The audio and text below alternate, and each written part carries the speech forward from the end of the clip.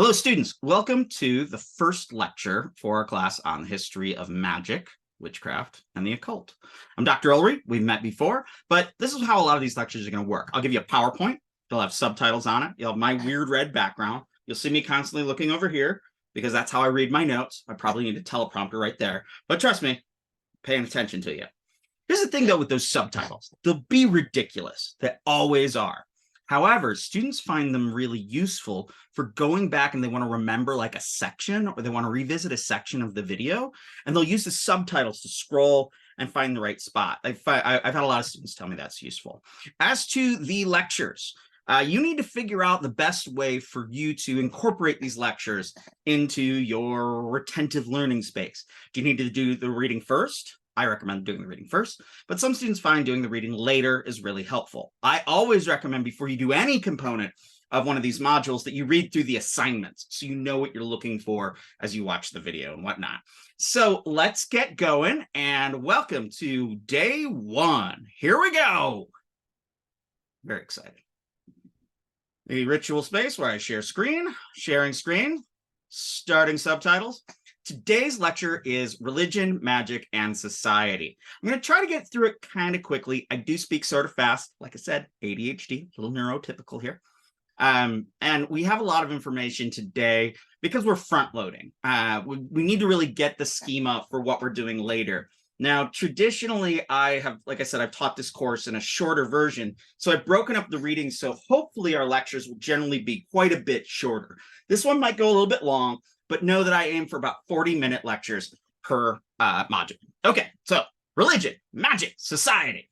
Okay, so this course is housed in religious studies because its main concerns are religious themes. The disciplines that we use in this class, however, are going to be varied. You have the classics, you have literary analysis, you have anthropology, you have sociology, and more. All of these disciplines are used to interpret religion. But what is religion in the first place? And here I am drawing from Russell McCutcheon's writing on what religion versus theology. So what is religion? Religion is, and this is my definition I use a lot, I'm pulling it from Milford Spiro. Religion is the culturally constructed means and methods for interacting with culturally constructed invisible beings. Other definitions involve religions are ways of approaching the paranormal. Religions are ways of building community. Religion is a myth-making force. So one of the things I think is the most interesting about religions, and I think that characterize religions, are that you have these invisible beings and you transact with them. Transacting with these invisible beings is the absolute essence of religious action. Start thinking about that. What does it mean to pray? What does it mean to interact with God? What does it mean to go to a temple? What is it? It's a transaction. So think about how there are transactions there. Are you offering your grace? Are you offering money? Are you offering time? What are you offering? What are you getting back from these invisible beings? Religion is, in fact, the work of human agents and human cultures. We're not positing any extant spirit or God moving through human culture. You may believe in one, that's fine. But here in religious studies, we're looking at the human endeavor of creating these religious themes. We're looking at the evolution of human consciousness into these religious items. So as we're thinking about religion, we're not going to be thinking about what did God mean here. We're going to think about what did these human agents that wrote these texts or do these practices, what did they do? What do they mean? What do they feel? All scriptures, beliefs, and experiences are mediated by culture. Okay, so when we're looking at religion, we're looking at culture. I would argue that kind of the most representative thing about culture is religion. So all scriptures, beliefs, and experiences are mediated by culture, though they are consumed and experienced by people. So culture mediates, but the experiencers are human beings. Now, religion is a notoriously hard term to define. We do get the Latin religiare, meaning to bind or to pay close attention to. In Hinduism, my expertise, we have a word like dharma, which is something that holds or something that holds you together, but gets translated as religion. There's also ritu, which means like the cosmic order. Paul Tillich, a famous theologian of the 20th century, said that religion is the state of being most ultimately concerned. What are you most ultimately concerned with? What's the most important thing to you? And then one of my favorite Sanskrit writers, Lee Siegel, he argues that religion is the super serious. Religion is the place that is devoid of comedy, that is devoid of humor. It is the thing that you are compelled to take incredibly seriously. Now, the Oxford English Dictionary, the dictionary you should always use, and you have access through through the databases of the library. This is the main dictionary you should use if you're going to use a definition. Do not go to Webster's Dictionary or Britannica online. Go to the Oxford English Dictionary. In the 1400s, we first see the use of this term religion. And the definition we get are belief in or acknowledgement of some superhuman power or powers, especially a god or gods. And think about that, superhuman, beyond human, more human than human even. It's taken a little bit far. Okay, which is typically manifested in obedience, reverence, and worship. Such a belief as part of a system defining a code of living, especially as a means of achieving spiritual or material improvement. Now, I don't know what the word spiritual means. It's one of my little bugaboos. Spiritual is a hard word for me. We'll talk about that more. So what is religious studies? Well, religious studies is the study of religion. But what does that mean? Well, what we do is we take a descriptive approach. And this is actually coming from linguistics versus a prescriptive approach. A descriptive linguistic analysis of something looks at the way people speak and says, all right, good, let's describe that. Prescriptive would be like, look at the way people speak. They're speaking wrong. They got to get their grammar right. So if I was doing a descriptive study of, say, the word thorough, and I looked at the way 15 people used the word thorough in a sentence and looked at how they spell it differently, I would go, okay, all those are different ways that people in language will think about the word thorough. A prescriptive grammar would say, oh, you spelled thorough through. Nope, that doesn't work. So they would be very prescriptive on it. So taking cues from grammar linguistics, descriptive grammar describes a language as it is used, noting its development. Prescriptive grammar sets out a right and a wrong and corrects issues of usage. Now, both have value.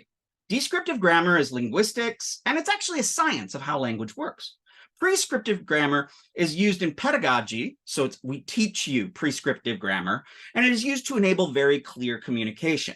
Religious studies is descriptive, exploring what and how folk believe and act. This is opposed to theology. Theology is, and I'll get to that in a minute, theology is prescriptive. Theology instructs people on how and what to believe and how to act. Note that historical accuracy is not a normative judgment. I'm going to get back to that idea. I don't want to unpack it just right now. Okay, so anthropology versus theology. So anthropology, and we have two words. We have anthropos logos versus theos logos. Anthropology. Theosology. So what does logos mean? Logos means knowledge, discourse, or the word. You may remember, if you are familiar with the Christian Bible, you have, I believe it's the first book of John, where in the beginning was the Word, and the Word was with God, and the Word was God. The word that is being described as the word is logos, as Christ. So I like to think of logos as profound discourse. So anthropos logos is a profound discourse into what it means to be human.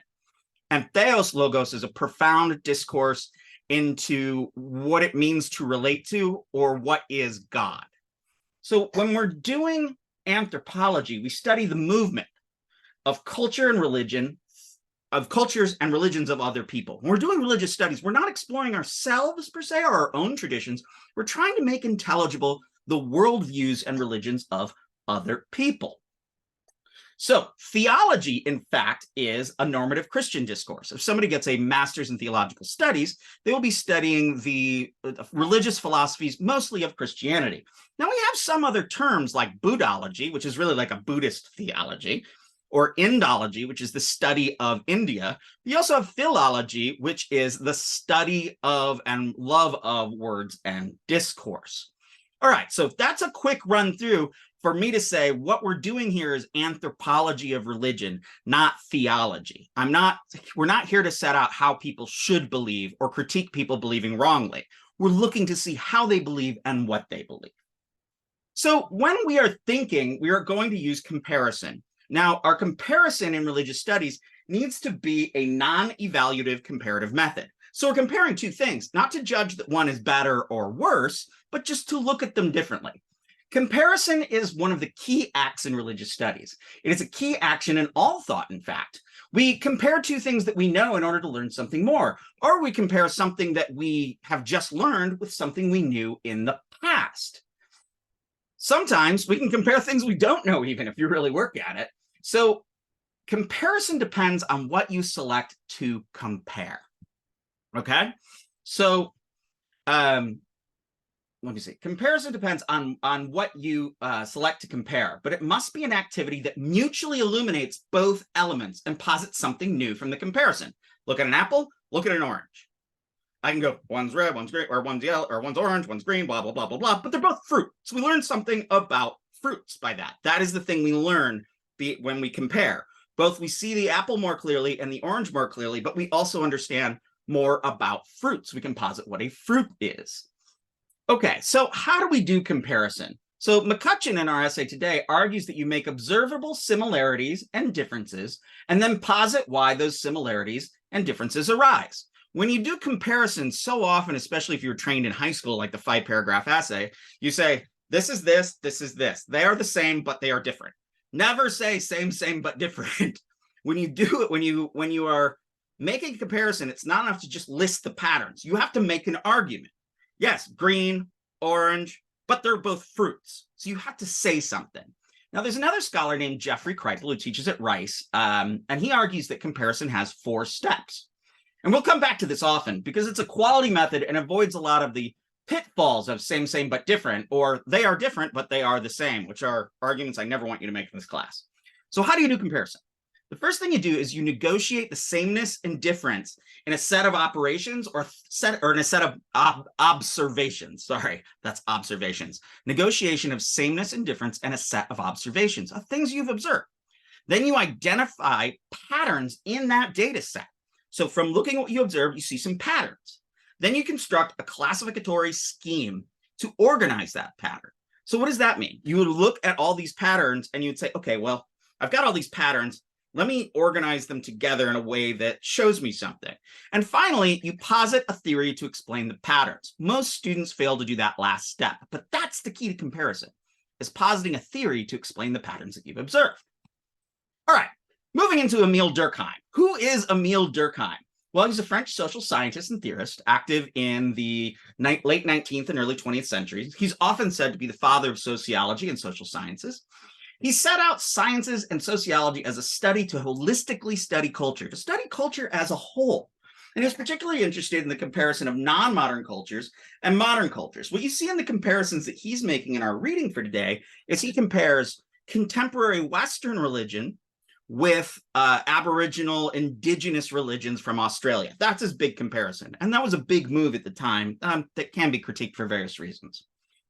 Okay, so one of the interesting things about this essay I gave you is I was talking to a priest friend of mine. He's a Norbertine priest, and he was trying to figure out the difference between magic and religion. And I gave him this specific essay, and he was able to really click it and work with it. And he's worked it into a bunch of his homologies. He's not a fan of magic. I am. Okay, so what is religion? We have from Durkheim on page 117, a religion is a unified system of beliefs and practices relative to sacred things. That is to say, things set apart and forbidden, beliefs and practices which unite into one single moral community called a church. When a church is all those who adhere to them. So he's really going to argue that religion is really about finding things that are sacred and things that are profane, things that are profoundly powerful and have a numinous power, and things that are just quotidian and everyday life. So religion itself is a collection of people in a social group. So this is one thing that's really important to remember. If one weirdo has an idea and he doesn't have a group around him, that's just a weirdo. But if that weirdo has other people and those other people have other people and you get a community, that's a religion. That's a church. So this, you have to start wondering, what do you have to do with mysticism? But the point is, religion is a social construct.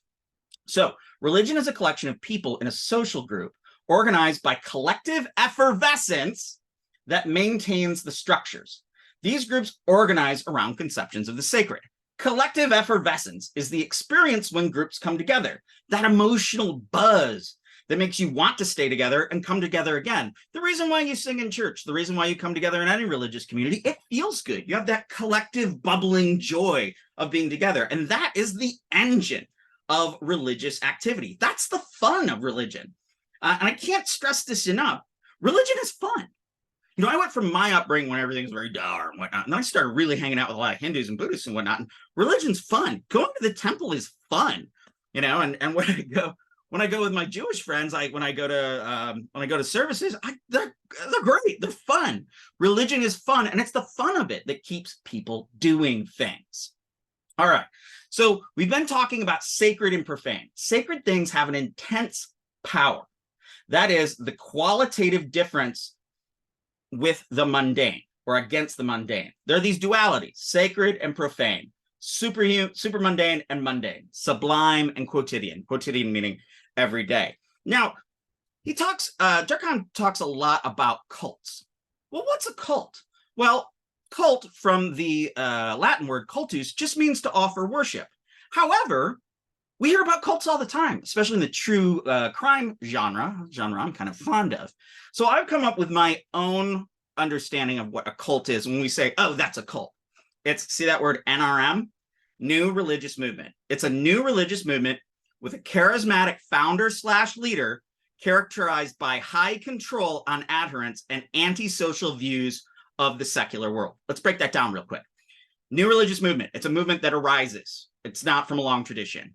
Charismatic founder and leader, somebody that's got that juju, that's got that power, pulls everybody together.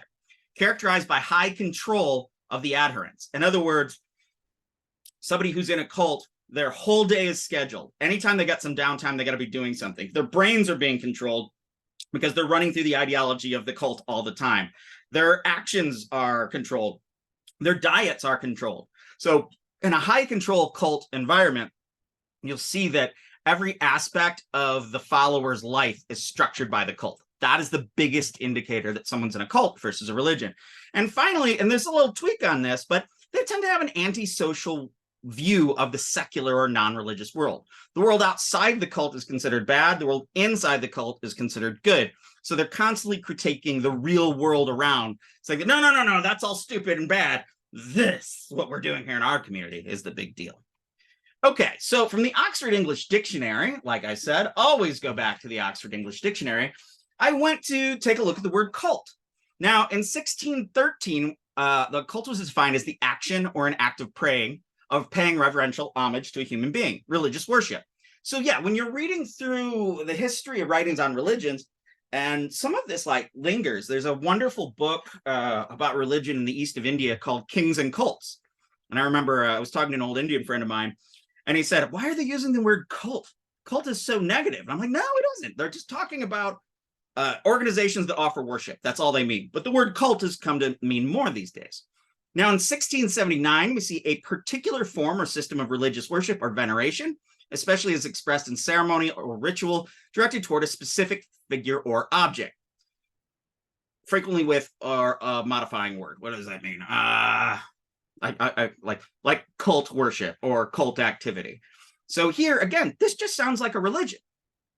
Finally, in 1875, we get something close to our contemporary usage of the word cult. A cult is a relatively small group of people having especially religious beliefs or practices regarded by others as strange or sinister, or as exercising excessive control over their members. 1875. That is like our negative cult. Okay, enough of cults. So what about magic and religion? Well, magic, according to Durkheim, is beliefs and rites, but they're less developed than sort of the religious beliefs and rites in a larger, more organized system. They have these utilitarian results. Magic is, you know, I put the skin of a snake and the hair of a mongoose together, and I say the name of two people that love each other, and they'll hate each other. They'll become like a snake and a cobra, or like a snake and a mongoose. So notice there's not a lot of elaborate theology there because the ends are really utilitarian. They're really pragmatic. I'll get back to the word pragmatic. So according to Durkheim a little bit more, yes, what do I see? Yeah. Religions don't require, or cults don't require elaborate speculation. They do need to be effective. That's the main thing. So what are magical rituals? Well, what are religious rituals? Ceremonies, sacrifices, purifications, prayers, songs, and dances. These are all stuff you can see in an established religion, but they're sort of different when they're in magic. Magicians sort of use and invoke the same deities and actions as you find in a church. Ceremonies, sacrifice, purifications, prayers, songs, and dances. They can be done in magic and they can be done in religion.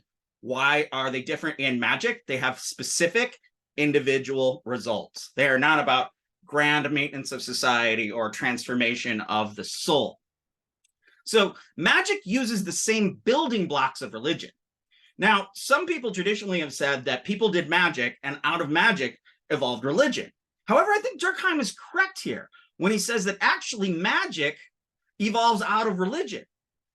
Magic uses the same building blocks, the same little Lego blocks that make up religion, but they use them in a different way.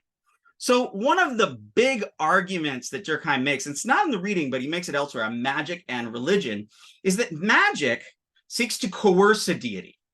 So you call forth an angel or a god or something or some force, and you get it to do your will if you're a magician. This is not prayer.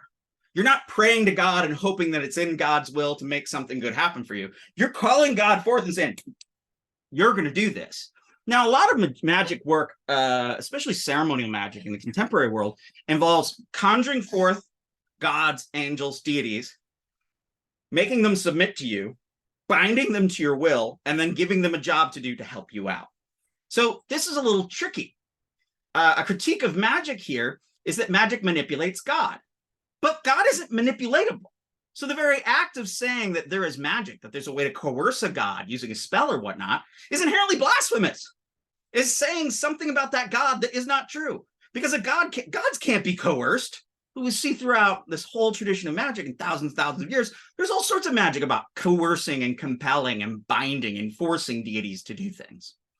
Okay, magic and the non-normative. So magic is weird. Do I have the quote here? I don't have the quote, but I have it in my notes. Magic takes a sort of professional pleasure in profaning holy things, inverting religious ceremonies and its rites.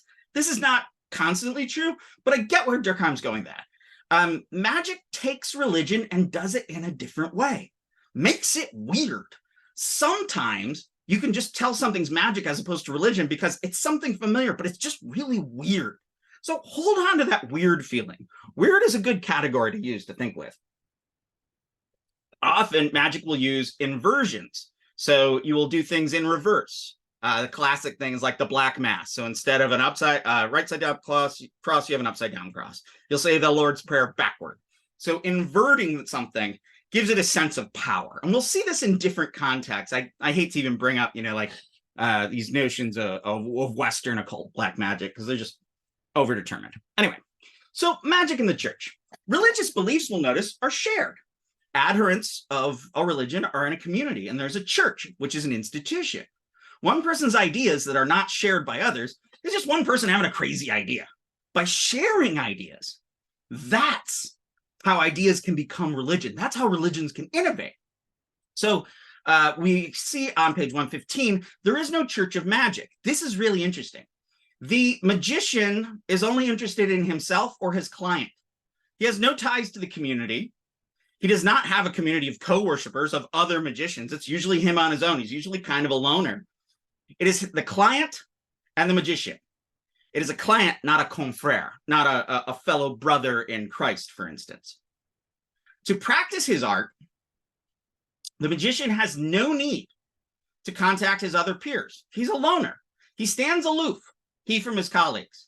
Magic ordinarily has no community like the church. Now, we can talk about secret colleges, and we can talk about groups of magicians that exist, but for the most part, it's somewhat anomalous. That's very different in the contemporary world, where most magical traditions today involve a sense of community. So things have changed now. Okay, magic principles, and this is kind of a key thing for understanding Durkheim, and we'll work from here. Magic is about utility. There are no holy objects to be reversed for their sacredness. Any object or technique deemed effective will be used. So for magic, if it works, you use it. But how does it work? Well, there are two principles. One is what I call sympathetic magic or natural magic. And that says that whatever touches an object also touches everything that has any relationship of proximity or solidarity with that object. Parts affect the whole. The microcosm affects the macrocosm. Like produces like. Simulacra, body traces. Let's unpack that. So let's go back to the example I gave before. I want to make people who love each other hate each other. So what do? I have their names. I put them in the spell. Then I take the scale of a snake and the hair of a mongoose, two things that naturally hate each other. And by putting them in proximity to that name, I will make the people that love each other hate each other. Or maybe the hair of a dog and a hair of a cat. Make them fight like cats and dogs. So what does this posit? It posits, one, you can take natural products or natural elements or natural concepts and put them onto something else to change them. Also, it suggests that through ritual, what you're doing is you're making a microcosm, a tiny little world. And then you do actions in that tiny little world, that ritual world, and anything that happens in that little world is thought to have a mirror effect on the larger world. Microcosm affects macrocosm. Also in this, ingredients should be simulacra. What does a simulacra mean? Simulacra should be an essential thing. Let me put it this way. Often we'll use fingernails or hair or the blood of a person and magic. So you take that body traces from someone, that element of their body, you put it in the ritual, and it's as if their body was there. All right, we're moving on to Radcliff Edmonds. He's a good guy, teaches at Bryn Mawr. I just became friends with him recently. We're going to look at this book a little bit. We looked at it today, and we'll read a couple of sections out of it. It's fantastic, really easy and accessible. He actually wrote the book from the notes of a course he's taught for years on magic in Greek antiquity. Okay, let's look at some definitions. Now, there's been an incredible... hold on. So the thing is, he's going to start and he's going to talk about what is magic. There's been an incredible amount of thought given and ink spilled over this question of defining magic in the relationship with religion, and sometimes in relationship with science. This is like a history. When we're thinking about magic, it's like a history of great and influential ideas in Western thought. Like I remember I had this analytical studies professor in philosophy who did a whole seminar on God. And I was like, I don't believe in God. I know you don't believe in God. He's like, yeah, but this is the history of like some of the best arguments ever. So looking at what is magic, what is religion, and defining magic is something that is a long and venerable tradition that you're going to try your hand at, because the amount of writing on this dares us ourselves to try to define our own understanding of magic. And I came across this wonderful quote that from Edmonds, and he writes, in her review of several scholarly works on magic in the ancient world, Sarah Iles Johnston refers to Marvin Meyer's comparison of the scholarship on magic to riding a rather rickety bicycle, to riding an old bicycle. We continue to make progress in understanding ancient magic as we pedal forward, working with the evidence. But every once in a while, we need to stop and do some maintenance on the bicycle itself. Our definition of the category of magic is like that bicycle. The definition will always be a bit rickety, but if we spend all our time and energy trying to fix up that definition, we're never going to make any progress. This suggests the joy is in the going. You'll hear me say that a lot. And this actually is paralleling off Robert M. Pirzig's Zen and the Art of Motorcycle Maintenance. The idea is the definition of magic is the vehicle to look at a lot of data. Sometimes that definition gets off because of the data itself. And at that time, we stop, we mess around with the definition, alter the definition, and keep moving. Just like if you have an old bicycle that you're riding, you have to stop every now and then, adjust the train or tighten the spokes or whatever. So one common observation about magic is a parallel for a Supreme Court justice who said about the difference between art and pornography. He said, I can't define them, but I know pornography when I see it. The problem with this is it is purely intuition. It's unexamined. And it risks doing damage to the data and the cultures from which the data emerge. So when we use intuition, we got to think about this. You get this feeling like, okay, why does it feel like magic? Why does it smell like magic? Why does it look like magic? What makes it different from what we usually see in the world as being non-magic? So from that, I like to think about what do we naturally cluster together on magic? Spells, ritual acts, enchanted objects, magic circles, invoking angels, chorusing deities, root work, manipulating herbs and whatnot, fire offerings. All these things kind of go together like, yeah, that's magic. Well, why? Think about why we cluster those together. And furthermore, well, why do we connect magic to other things in the paranormal? So if we co-locate, if we see something co-locates, like say, spells for love and spells for murder, they go together. Why? If we find them in the same place all the time, we need to start thinking, why do we find them in the same place all the time? In recent ufological and Bigfoot literature, I'm interested in the paranormal, we see often that UFO encounters are accompanied by encounters with the dead, often at the same time. So that suggests that, say, Bigfoots, ghosts, UFOs, all these things, they're clustered together. There's some aspect of something that everyone's encountering, and we don't know what that is. So it's paranormal. Okay, so anthropology, anthropos, logos, the study of man and cultures, sets out these two terms, emic and edic. So emic is the term used by, emic refers to insiders, people who are religious themselves, to those who are studied. And edic is by outsiders, scholars, those who studied. I like to think of it that way. Emic, something someone says who's being studied by a scholar. Edic, what a scholar makes a judgment on and how a scholar describes things. I mean, this gets complicated. I mean, what do we do with folk who use the term magic or an analog for magic and self-identify? In fact, philology actually shows that the term magus or magic comes from the term magoi or magai, coming from early Greek and Persian. Remember the gift of the Magi, the three wise men? Well, they are actually three wise magicians who came to visit Christ in Bethlehem on that holy night. So what I like to think about is when I study, I like to think that I'm doing a sort of historical anthropology, so studying man and culture over periods of time, using my text as data. I'll read magic spells as if I was an anthropologist going out and observing a cultural group and making observations. I'm doing historical anthropology, but my data, instead of ethnography, instead of going and living with a group in a culture, is reading the text. From the data, from the spells we read, we can reverse engineer this thing called magic. Always put the data first. If you have a definition of magic and then go find the data to fit, you're only ever going to prove your initial argument. If you have a tentative definition of magic, and then you find a lot of data, a lot of evidence of magic, and then you work from there to create a new and more nuanced definition of magic, that's how you do it with your rickety bicycle. Okay, the discourse of inclusion and exclusion is a thing I've been thinking about a lot, especially for something I'm writing right now. Now, within magic, we see them both. The data for magic rituals, blah, blah, wait a minute. Hold on. Yeah, okay, I got ahead of myself. I got to go back to that. Okay, so magic rituals. Magic rituals are really the focus of what we're going to be looking at here. So ritual, according to Edmonds, is broadly defined as symbolic action, which may include speech, gesture, movement, or other kinds of symbolic actions. Without a ritual, if you're not looking at a ritual, you're not looking at magic per se. You're looking at miracles. You're looking at superhuman powers, acts of grace, charismatic connection to deities, mental powers, and so forth.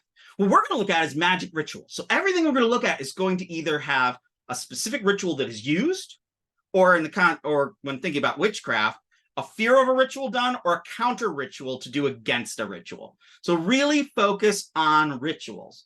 Now, when I think about rituals, I like to think of them as having two ends, either transcendental or pragmatic. I know I'm throwing a lot of vocabulary at you, but a lot of this is going to come back around.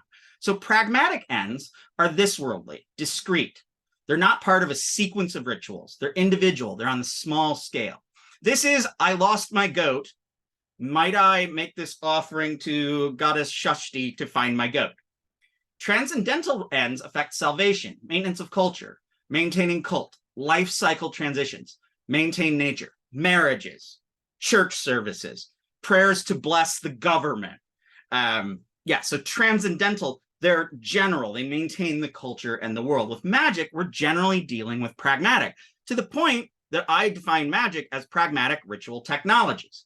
Now, there's a discourse of exclusion and inclusion. So magic is a dynamic social construct. Magic is a social construct that's found in lots of cultures. We're not looking at one thing that exists on its own and is found in different cultures. We're looking at different types of magic all over the place that are similar. It is not that there is one essential thing that is magic that is expressed in all these cultures. Now, when people use the word magic, it's often been used to denigrate the other. This is the so-called discourse of exclusion, whether that is the other of other groups or the other within, i.e. women. So think of it this way. When a Protestant says that Mormons are magic practitioners, that's to denigrate them. When women are accused of doing secret magic against their husbands, that's to degenerate them. Magic is an accusation that uses social control if it's from the discourse of exclusion. However, when we're looking at discourse of exclusion, we're not looking at specific data on magic, but we're looking at the views of authoritative people about magic, usually to denigrate someone else. A discourse of inclusion would be different. And I'm really interested. This is what we're going to do as a discourse of inclusion in this course. We are looking to see what people do and what they say they do and not judge them as being bad in any way. They are we're looking at people who self-identify as users of magic in one way or another. And we're exploring what those folk do or conceive of what they do. So that's the discourse of exclusion and inclusion. I know, it's a lot. Don't worry, we're almost done. So magic, Radcliff Edmonds argues, is non-normative. It's like an alternate authority. And I actually don't think it's as much non-normal as that it has a different notion of authority. Whereas a Christian would look to the Pope, the magician would look to his magical teacher. Whereas a Christian would look to the Bible, the magician would look to a grimoire. Grimoire is a book of spells from the French word grammaire. So magic is often described as that which is not real science and that which is not real religion. Science and religion is a common distinction, but the science of different cultures are different, as are the notions of material and immaterial. Science and religions are claimed that something is not normative. This is normal. This is science. This is religion. This is going to church. This is understanding the laws of physics. They're normal. Magic is non-normative because it has a different sense of authority. The authority will be, I did it and it works, or the book said that, this book that nobody else recognizes, or I found this secret method. Usually the big thing for magic, whether magic is authoritative or not, is it works. So think of magic as having a different type of authority in all these situations. Okay, and here we've got a great quote by Radcliff Edmonds. Someone who stitches up a cut or who goes into a temple to make a prayer is seen as acting in a normal or expected way, making use of normal scientific or religious patterns of action. By contrast, someone who cuts the throat of a puppy and burns it on a tombstone in the middle of the night is engaging in non-normative religious behavior, also high weirdness.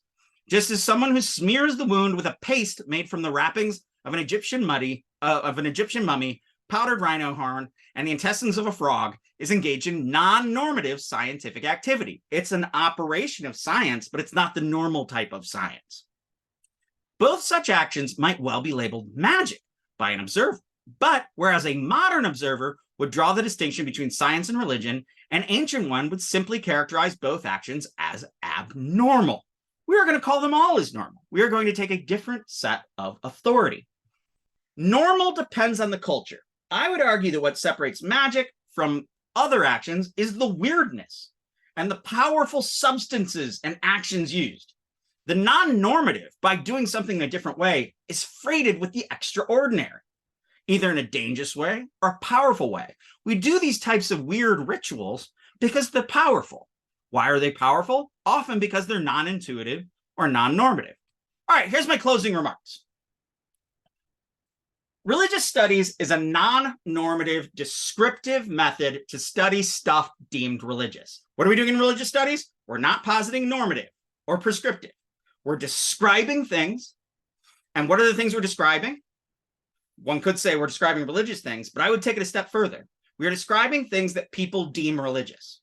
So we're not looking at anything that is inherently religious or not. We're looking to, does someone call this religious? If someone calls it religious, it's religious. So that's what we'll look at.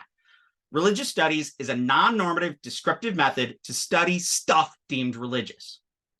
2, magic is the manipulation of religious cultural items and methods towards individual or small or pragmatic ends. Magic is ritual to change the world according to one's desires. Magic uses set up methods in religion. It uses scriptures, it uses invocations, it uses liturgy, it uses all of this stuff, but it uses it in a magical way to do small scale, individual, pragmatic things. Definitions of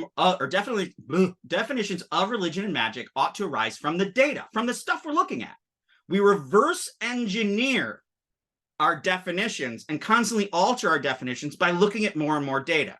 We figure out what magic is by looking at a lot of magic rituals. And the more magic rituals we read, the more we can understand what a magic ritual is. So instead of saying magic is this and then going and cherry picking data to prove that point, we'll say magic is this, then study a lot of things and see if our hypothesis about what magic is still works. It probably won't. It needs to constantly be nuanced and played with. You constantly got to work on that bike. All right. Magic has discourses of exclusion and discourses of inclusion that shape the data. So if I'm looking at the Malefactus Malefictorum, which is an exclusion text, it's about the behaviors and signs of witches that was used in the witch burnings. That would be discourse of exclusion. Discourse of inclusion is a book of spells, like, yeah, do this thing, this happens, and there's nothing wrong with it. So we want to look at inclusion as much as possible, but be aware of the rhetoric of exclusion, what that tells us about social history. Finally, magic is an alternate notion of authority and the authoritative. We have the orthodox, the straight thinking, like an orthodontist and makes your teeth straight, and the orthopraxis, praxis meaning practice. So the correct practice and the correct thinking are orthodox and orthoprax. Magic has a different notion of authority. It says what is right and wrong based on completely different things. It sets out behaviors based on completely different sources. Okay, it's over. So we're moving into the next class. I want you to think about how people use the term magic. Where do you hear it around you? What do you see on TV? What do you hear in your daily life? What does ritual mean to you? I mean, we've talked a lot about ritual today, but what are rituals? You know, rituals ranging from the Catholic Mass to the ritual of throwing salt over your shoulder if you spill it. So that's a superstition, or as I would call it, a technology for living in the world. Where do you locate religion in your world? Not necessarily are you a religious person or not, but how do you see religion operating? Do you know anybody that practices magic rituals? Do you practice magic rituals? I'm sure there's a few of them out there. All right. That was a fun first day, a lot of information. We'll scale it back. All this is going to come back. I just want to give you an overview of where we're going. All right. I'll catch you on the flip side. Bye-bye now.